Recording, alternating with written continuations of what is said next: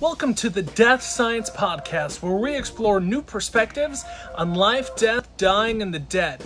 Find the audio on all major podcast platforms, and you can find the video on YouTube at www.catacomb.tv.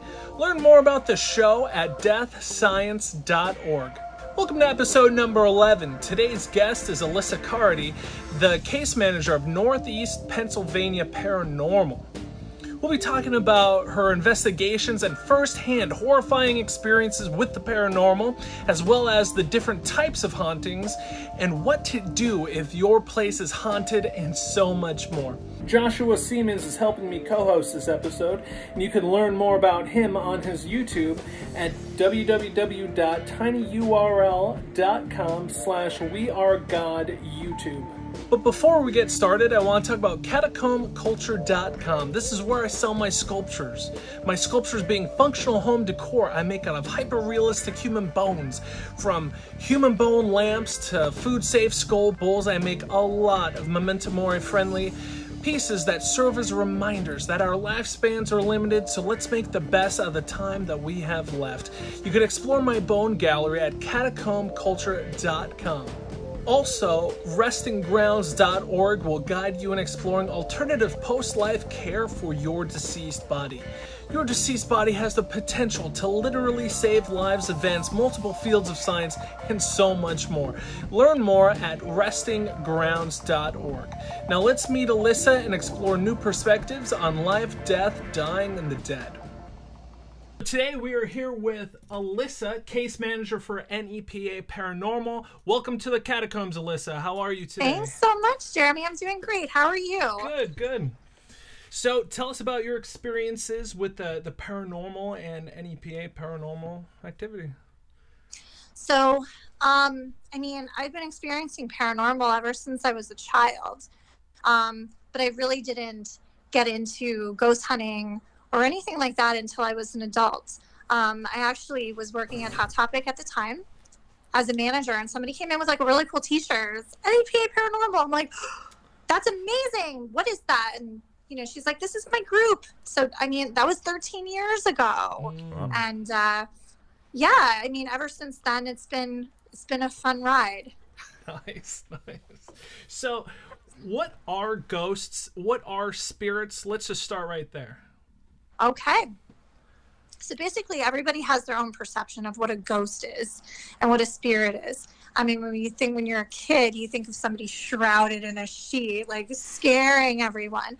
But really, from my experience in the years that I've been doing this, spirits, apparitions, ghosts are really just what's left of us when we leave this physical, body, if you will.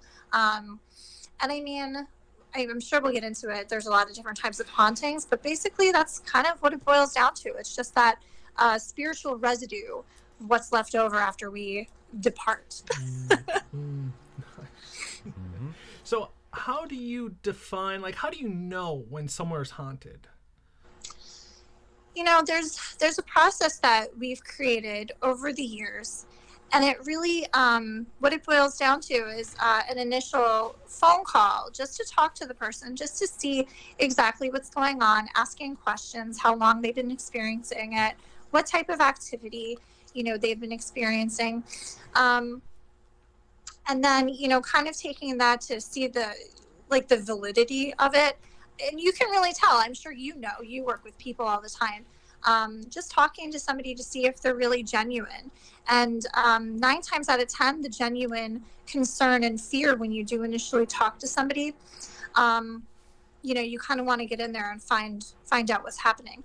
And it could be anything. It could be something totally rational that they don't think is rational. Like, oh, it's, high EMF from your fuse box causing you paranoia. It feels like somebody's watching you. Or it could legitimately be something that's happening. But in this wonderful area that we live in, so rich with history, a lot of the times the claims are, valid. And we do find activity in a lot of the houses around here. You mentioned there's different types of hauntings. What kind of types are there? So a few of the different types of hauntings that we've run into over the years, one of the most common would be like a residual haunt. So that's just something almost like a record player, like it's repeating itself. It's just, people that were here in your space over the past 100 or so years, just kind of going about their daily lives, almost like it's embedded in the makeup of that house. And, say you can see somebody, an apparition walking through a wall. Well, maybe there was a door there at that time. You never know. So that's when we, get into the historical aspect of everything. Yeah. Residual, most common. There's intelligent hauntings. There's, more of the uncommon ones are, evil, malevolent, and then the 1%, even maybe less than 1%, demonic. So regarding the residual hauntings, it sounds like, to my mind, the way I kind of view those is our spirit kind of forms this rigid structure of habit in life, and then at death, for some reason, the spirit just can't escape that habit of life, and it's just living the same loop over and over again. That's just my view on it, but what do you think about it? Like when you look deeper into it, like how do you usually resolve that? So in my experience, it's not that, a lot of the times it's not that our spirit is stuck in that rhythm of what we did when we were alive. It's just almost like an imprint. And I think it really depends on the property itself and maybe what lies underneath the property. A lot of the houses that we find residual activity are very mineral rich underneath, if that makes any sense, or close to a water source. So like, for example, a lot of the houses in the Scranton area, Pittston, West Pittston, close to the river, really rich with mineral. That's where you find a lot of the residual. And it's almost like, whether it be something traumatic that happened or just daily activity repeating itself, a lot of the claims will be, the same time of the day, every day, I hear somebody walk up and down the stairs every day or every night. So it's almost like a recording of something that had happened in that space. Perhaps like a merging of time, like a wrinkle in space-time. Absolutely. Just theories, brainstorming. Yeah. It's all speculation. There's so many different theories when it comes to that. And I do have a lot of people asking, they're like, well, do they still think that it's, 1902? Here's the thing with residual. They don't think anything. It's just a replay of something that happened. But yeah, it kind of falls into that whole time-space sort of deal. Something that repeated itself. Say if there was if you were out in the West, a gun battle, or Gettysburg, for instance, if there was a specific time of night on a specific day when a cannon goes off, you might hear it that specific day, that specific time. For instance, I think one of the claims in the Tilly Pierce house was that you would hear cannon fire on a specific day, specific time, when the moon cycle was the correct spot. So there's so many factors. You mentioned Gettysburg. I haven't visited there, but I've heard from people who have that Gettysburg is like ghost central. I mean, listen, if you have any ounce of sensitivity in your body as far as picking up on spirits or energy, if you step on that battlefield, it's almost like you immediately feel an electrical charge come through your feet and into your body. You can feel it. It's one of the most amazing places I've ever visited, and to this date, it was one of the best investigations we ever had. Yeah. Have you encountered orbs? That's what I've heard other people refer to them as. Okay, so I'm glad you brought that up, because a lot of people who reach out to me in regards to case requests, that's the first thing they'll say. I caught an orb on my home security camera. Okay, so here's my here's my thing with orbs. A lot of times it's just dust. But I have seen balls of light with my own two eyes form in front of my face, whether it be broad daylight or in the pitch dark. And I've seen these balls of light, and we've picked them up on camera. Now, do I discount all claims of orbs? Absolutely not. But it would have to be a circumstance where I can absolutely positively not, say otherwise, that it's a bug or dust or pet dander or something. And I do have videos from cases that I have investigated where, they've sent me the video ahead of time, and I'm like, ooh, that's interesting. It has a flight path. The dog sees it in the video. And then we investigated that space and sat and waited, and we saw that ball of light go in that specific path in front of our faces, and it was amazing. So what's your take on that? What do you think that is? Like, what's your explanation for the orbs or the light balls or light energy? So I think as far as orbs are concerned, it really is it's our spirit light, I suppose. When we leave this place and leave this, form that we have right now, you hear a lot of instances of people, say, passing on an operating table or something, and sometimes they say, or somebody passing in a nursing home, that they can physically see something rise from the person that just passed. So I think, there's lots of different manifestations that spirits can take the form of, and I think orbs are one of them. I mean, besides the obvious, like, full-bodied apparition or, undulating sort of mist or whatever. There's so many different forms that spirits can take. So you mentioned you use different types of equipment. Maybe run us through some of that. We do. Okay, so I actually have two of my favorite pieces with me today, and they're not very exciting, but so just a very simple, recorder. This bad boy has picked up on things that I, obviously did not hear with my own ears during an investigation, and it really was, it's caught some really amazing things. For instance, that case, and I won't get too into it just in case it does get aired, but there is a case that we're working on with Travel Channel, and the audio that I've collected from that residence is pretty incredible. And we're not talking like just one specific voice. There's like 3 or 4 different voices that constantly have been recorded. So nice. It's pretty incredible. Yeah.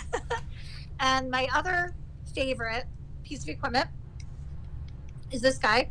This is the Sb7 Spirit Box. So if you watch shows like Ghost Adventures or Ghost Nation or anything like that, you'll see them using this. So this kind of filters through white noise at a super fast pace. You can do AM, FM, reverse, forward, and basically you can get intelligent answers with this in spirit voice, where you can make out if it's a male or a female, a child, or whatever. It's pretty amazing.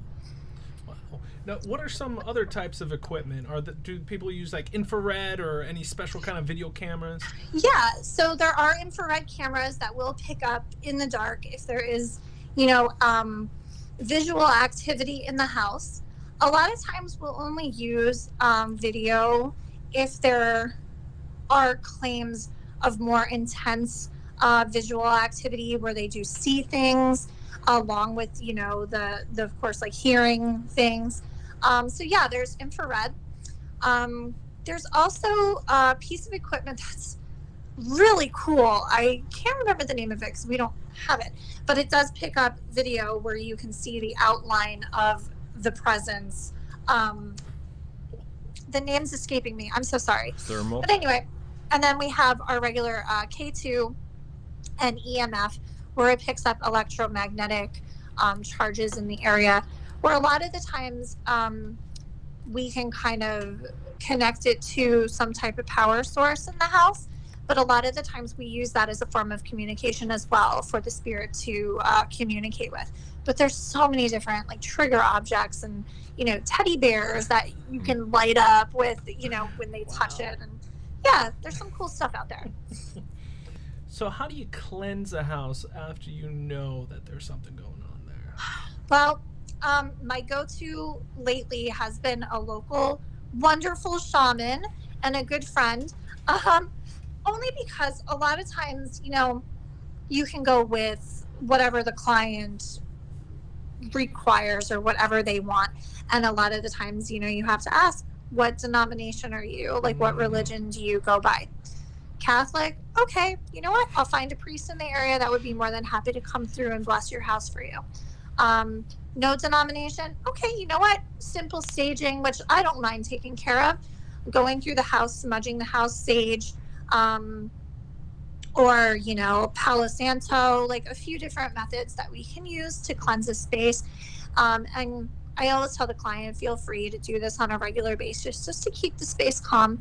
But in more intense cases where the client, you know, requires something a little bit stronger, I would bring in our local shaman to help in that process. And he's been just wonderful with helping us. So have you noticed, you mentioned religion, how does religion matter? Like, say if someone is more, say, Catholic, are there more, like, Catholic demons, or is there any differentiations? The only thing I can really boil it down to as far as religion is concerned is a lot of the times if somebody is more of a religious type, they automatically think whatever is in their house is demonic when there's no indication of it being demonic, because, you know, I don't know, I really don't, I don't know, but, you know, I sometimes recommend to them, okay, you know, we don't think it's demonic, you know, the evidence that we found, we definitely think it's a human spirit, but by all means have your priest come in.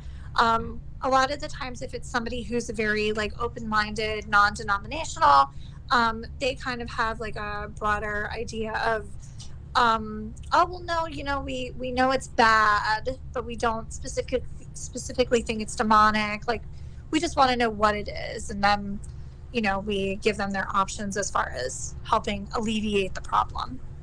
So how do you deal with, like, say, for instance, like you mentioned, someone's very fixed in their religious beliefs and they automatically assume, oh, there's paranormal activity here, it's evil. That's their assumption, that's their belief, that's their upbringing. So then how do you present your information and your truth and your beliefs in a way that doesn't create a conflict, or how do you resolve that conflict? I try to stay as non-biased as I possibly can, and I don't bring my personal beliefs or the rest of the group. You know, we keep our personal beliefs out of it. We never bring our own religion into it unless it's, you know, us going into an investigation and protecting ourselves against whatever is in the house before we know what's in the house.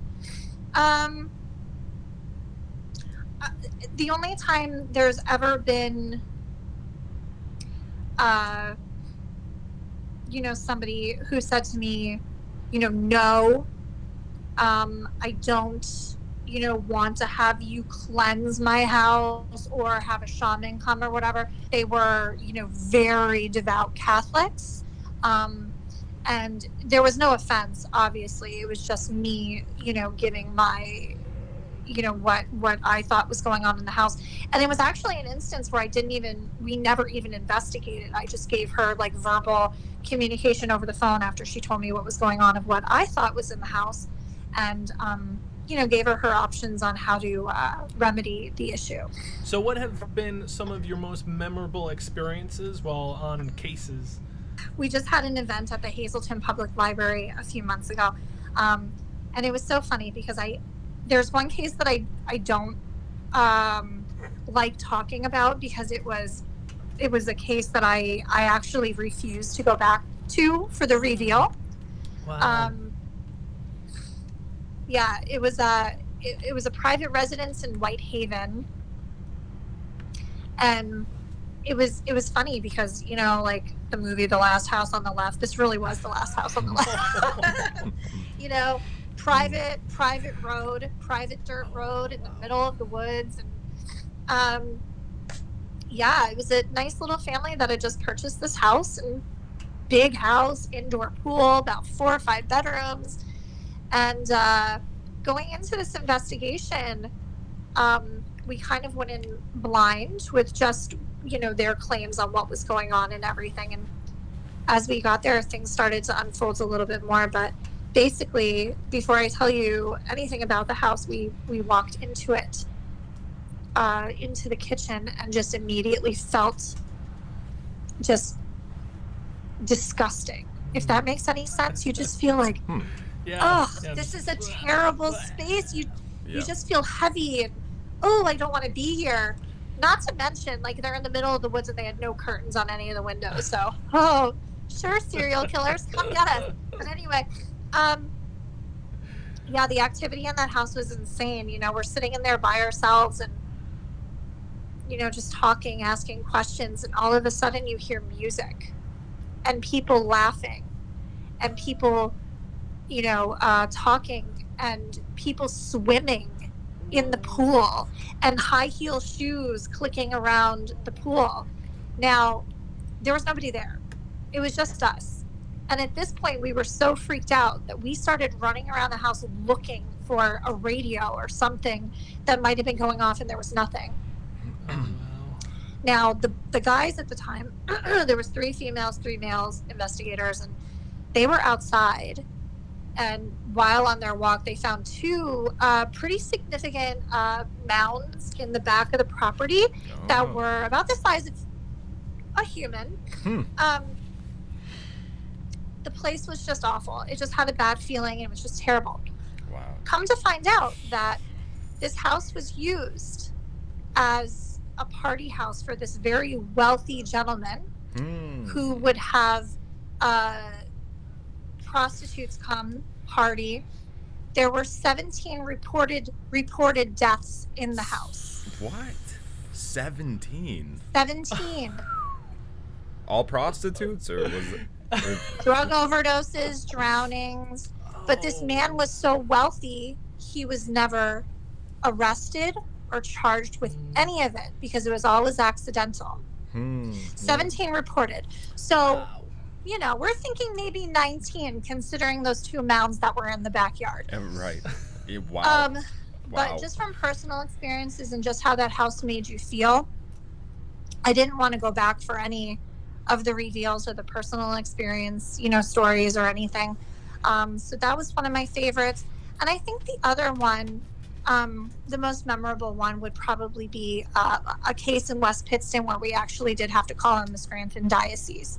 And in my 13 years of doing this, that was the only case that I ever felt that it was a demonic presence, just based on our evidence and, you know, personal experiences. So regarding the Whitehaven house that you mentioned, would you be comfortable, like, telling us maybe, like, who the guy was or what the address was? I'm just curious. I don't remember the address.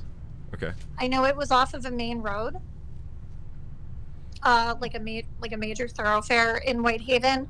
But the gentleman that originally owned the house, his last name was Shaneman. So, like, the beauty supply place, Shaneman's. He kind of had a double life. He was married, had kids, you know.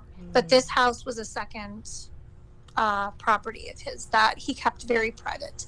And even, like, the maids and the, you know, the staff that cleaned the house, their house was down the road a ways, so they were away from the property. Say, for the other collectors out there, even like maybe taxidermy collectors, any kind of maybe residual manifestations in bones themselves, or even skins or anything like that? What do you think? I guess it depends on how, if that specimen went willingly or not. Oh, right. Yeah, I come to find that most, you know, that would donate themselves to science, they have that very good intention, that very, like, honest personality, those kind of good vibes. So I figured, like, yeah, usually in that instance, it'd be nice. But as opposed to, like, say, like a murder victim or all kinds of crazy stuff like that. In that case, I would kind of see that there would be some type of, you know, connection with that. Yeah, it's hard to say, really. I mean, if you look at like the Warrens and all of those objects that they collected over the years, I mean, I guess it really depends on that specific object and what the intention on that object is or was. Yeah. So when it comes to intention, tell us a little bit about spirit boards and like Ouija boards. Anything that, are they good, bad, fun? What do you think? So, I think it really depends on, well, one, who's using it, if they're experienced in using it, and who you're trying to talk to. I think Ouija boards in general are just a really bad idea. Case in point, my West Pittston case that I had to call in the Scranton Diocese all came from using a Ouija board. So, yeah. Put it away, kids. Put it away. Put it away. I don't recommend it. And the fact that Fisher-Price sells them is just really funny. Yeah, I don't recommend it because really, you're opening a door. Opening the door is very easy. Closing it is not so easy. And like I said, a lot of they're a nice full handful of cases are Ouija board related. One of my most recent requests was a younger group of people. Yeah, I think we summoned the Ouija board demon Zozo, and he's here. And I'm like, okay. So one thing I will tell you is that I'm gonna have to like get rid of your Ouija board for you. And the kid was like, I paid $20 for that. You're not getting rid of it. And I'm like, okay, well, you and Zozo are going to have fun in that apartment for forever now. Tell his mom. Yeah. So, I mean, it's funny. It really, you have to laugh sometimes. It's like, okay, yeah, I'd be more than happy to help you with whatever you think you have going on, but you're going to have to get rid of the Ouija board. Oh, well, no. Okay. So what do you think it is about the Ouija board? Because materially, it's just a plain game board with a little You're right. plastic I mean, thing. material. It is just. It really is.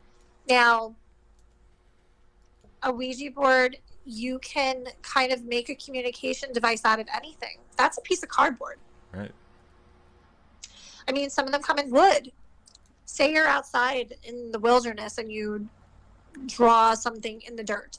I mean, a lot of the times when we summon to open a door, it's, you know, you're setting that intention to invite something into this world, or inviting whatever into your circle. A lot of times with, you know, people of pagan belief or people of, satanic belief or whatever, they tend to set their space. I mean, if you look at like the history of, you know, say, look at Stonehenge. They say it was used to tell time. I mean, a lot of people have different beliefs. Personally, I think that was like a worship space. That was their, you know, form of inviting whatever gods into that space to communicate.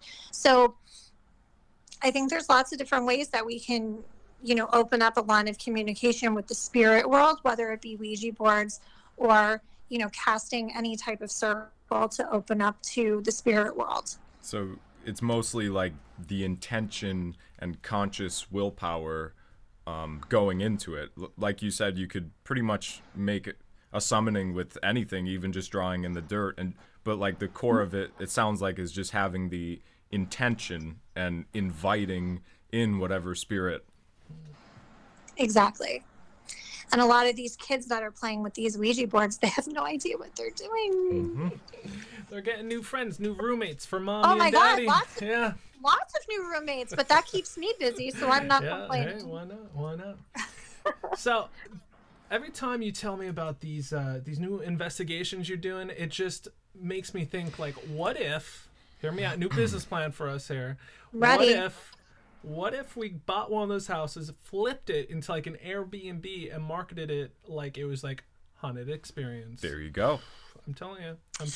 Buy those houses, lowball them because it's haunted. People don't want that. Yo. Scoop it all up and then flip it right into Airbnb. I think you have a perfect business model here. I mean, look at how much revenue that Lizzie Borden house. Oh, right. They do bed and breakfast. Yep. They do. You can stay there. And I mean, I know it depends on the time of the year, but if you look at those rates, it's not cheap to stay there. Right. Well, fun fact about the Lizzie Bowden house. So I did like a bus tour thing like forever ago. I did Salem and the Lizzie Bowden house. While I was there, they walk you throughout the house. I was doing a tour, and so we go downstairs and they're doing something in the kitchen, like the whole group. And I'm outside, like in the door frame, and all of a sudden, like I feel like a little grab on my elbow, and I'm like, I turn and I look, and there's no one behind me, right? And I'm like, it's probably just a muscle spasm. I don't know. Maybe I don't even know. So I'm like, whatever. So I go back. I'm trying to listen to like what's going on in the kitchen, and it fucking happened again. And I'm like, oh, that mom's fucking picking on me right now. I'm telling you. But that was probably the only semi-ghost related experience I've probably ever had in my life, to be honest. I think I need to bring you on more investigations. How about that? Yeah. When's the next one? When are we going? We'll do a live cast or something. Oh, it's coming Saturday. Oh, well, I got a text talk on Saturday. Else I would. Damn. It's okay. It's just over in Ashley, so even if you want to scoot over for a little while. Oh, nice. Why? What's going on in Ashley? What's good there? It's a woman. Her granddaughter, 5-month-old baby, is getting attacked. Oh. They have video evidence, like a lot of video evidence. So, that will be a night that we will have our IR running. Wow. Yeah. Footsteps. They see something. She tried sending me the video, but the way she describes it is it looks like a large raven type being that watches the baby from outside the crib, and she has video of it. You could see the eyes blinking. It's a Mothman? What's going on there? I don't know, man. If it's Mothman, like, wouldn't that be crazy? But she said it resembles a raven, so I'm really confused as to what it is. So, we'll see. We'll see. I mean, she goes, everything starts up like clockwork. 11 o'clock at night, they start going up and down the stairs. The dog sees it. The baby was in the walker, and something cracked the baby in the back of the head. The baby face planted on the walker, where they physically saw it happen. And I'm like, okay, well. Yeah, so we're going on Saturday. Oh, yeah. Well, if it's at night, yeah, we could probably swing it. Probably check that out. I thought it was during the day. Yeah. Of during course. the day. Good at night. Yeah, for sure. So how do you, have you ever had like a spirit make a demand or a request, or ever had to communicate with the spirit to reach the resolve? Yeah. Like a demand on like for one of like the resident of the house to do? Yeah. For them? So I don't know. I think I got this notion from like movies or books or whatever. I'm pretty sure that's where it comes from, but I'm wondering if it's true. You're in the field, so I figure you're the one to ask. Has there ever been an instance where like the spirit made a demand, like it needs some sort of resolve to be at peace? Like maybe. Like I think I heard of one instance where they cut down the family tree. The people who used to live in this house, they had this family tree, and the family that moved in cut it down, and there was like a haunting there because they cut down the tree. So then they had investigators come, and the spirit said, "This is what we want you to do to resolve it. We want you to plant a new tree." Yep, that was one of our houses. Oh, okay. I must have heard that from Albert or something. I don't know where I heard that, but... Jeremy, were you there at that house? Yeah, was that the one in Duryea? Yep. Yeah. Did you tell me? No, I don't know. Maybe Albert did. No, I think Albert might have. Yeah. Albert might have told you about that. That's actually one of my favorite cases. I'm just grabbing a tissue. We had done that case probably 8 or 9 years ago. And hold on. Same family or different family? Different family. Oh. So the initial claims that we got, it was a husband and wife, and you know, they said that they see a man looking in their front window, they see a child looking in their front window, they see a ghost of a cat, they hear things, they see things, blah, the list goes on. So we went and we investigated, and everything that they said ended up holding up. We had photographic proof of the old man looking in the front window. We had photographic proof of a child looking in the front window. I saw with my own eyes a black fluffy cat that was not theirs run up their staircase. And we got some really interesting EVPs at that house.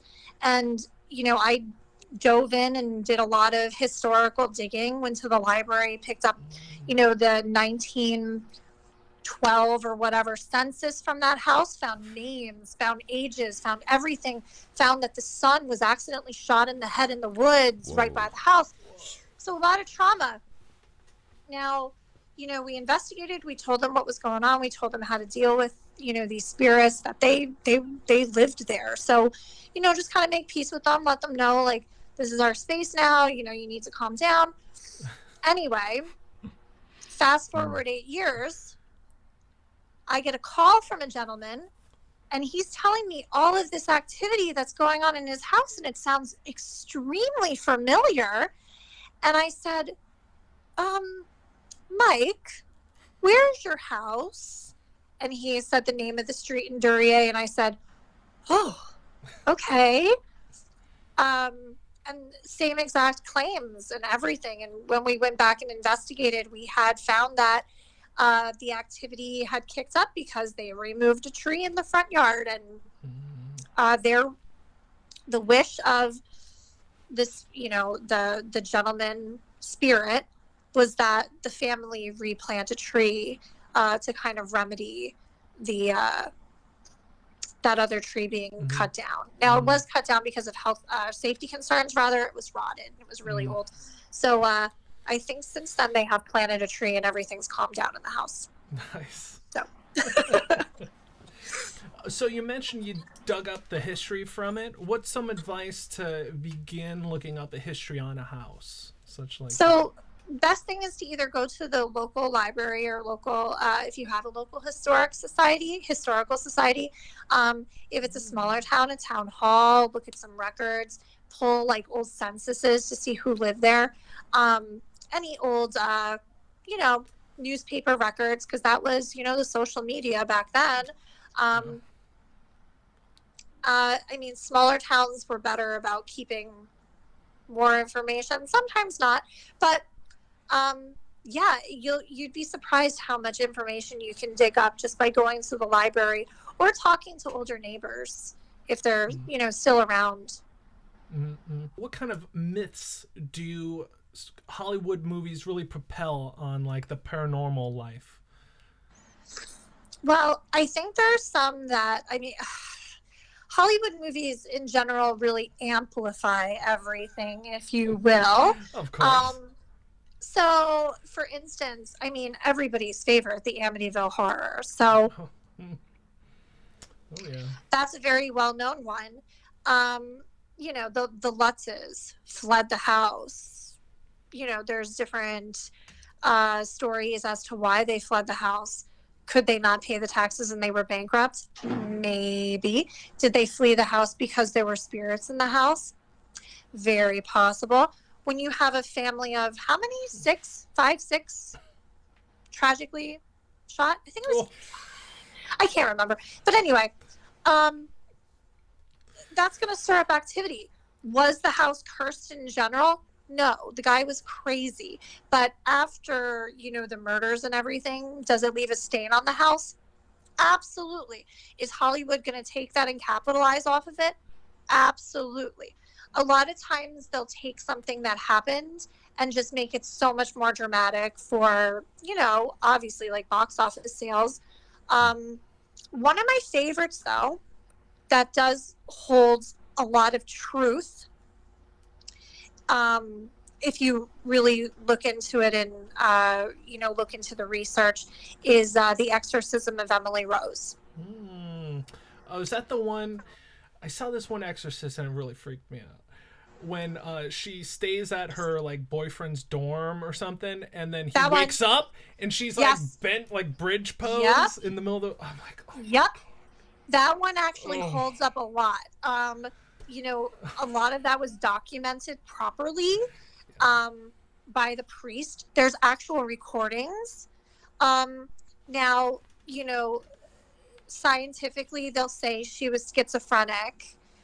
She had mental disorders, but if you look at, the views from the priest in the Catholic Church and, a lot of the claims on what happened, I mean, how could she get her voice to change? You listen to those recordings. It's really interesting. Because when you really listen, you could hear 3 different voices talking at once. It's pretty incredible. Well, fun fact, I for whatever reason, I was in like a procrastination kind of mode this morning. I was looking up what is it? It's like Mongolian throat singing. Are you guys familiar with that? Cool. Yeah, I love it. I'm like, I want to learn to Mongolian throat sing. I'm like, this is pretty. Have you heard that band? What are they called? There's a band. Yeah. Oh, I don't know the band. I saw like on Google. There's like a bunch of different like artists like that. But there's this guy who has a Udemy course that will teach you how to throat sing. I'm like, maybe if it goes on sale for $10, like Udemy courses typically do. I'm like, do it. I know, it's one more thing to add to your repertoire. Do it. It's about the placement of the tongue. Oh yeah, Yeah. Yeah. But it's cool. There's actually like they're like a metal group, and they're like guitars and stuff look like weapons. Like they're really rad. Oh, they're so awesome. I'll have to send it to you later. It's so cool. But hey, maybe that's another thing we could do. We could tour, but our venues will only be haunted houses. We'll throat sing in haunted houses. That could be a thing. It's an excellent idea. Yeah, millennials. Great it's all idea. about the experiences. The spirits will love it. They will. I think they will. Yeah. All right. Well, is there anything else that you want to kind of talk about or point us towards while we wrap this up? Not really. I mean, unless, anybody wants to reach out to me for questions, I'm really easy to find. Yeah, so say my house is haunted. I need those ghosts out. How could we get in touch with you? Absolutely. And I'd be more than happy to listen to whatever accounts you have. I go through all the emails, and if I don't, they get filtered to me anyway. Best way to reach me for any type of paranormal issues is through our Facebook page. It's NEPA Paranormal. We're really easy to find. We're part of the TAPS family, so we are affiliated. We're nonprofit, so we'd be more than happy to come and help in any which way we can. Awesome. Well, thank you so much for stopping by the catacombs, and until next time, thank you. Thanks so much for having me. Thank you for joining me on another episode of Death Science Podcast. For updates and new episodes, subscribe right now. It's quick at deathscience.org. Remember that we all must die one day, so talk to your loved ones now about your post-life plans for your body. Learn more about creative and beneficial post-life plans at restinggrounds.org. I'm your host, Jeremy, signing off. Thank you, and memento mori.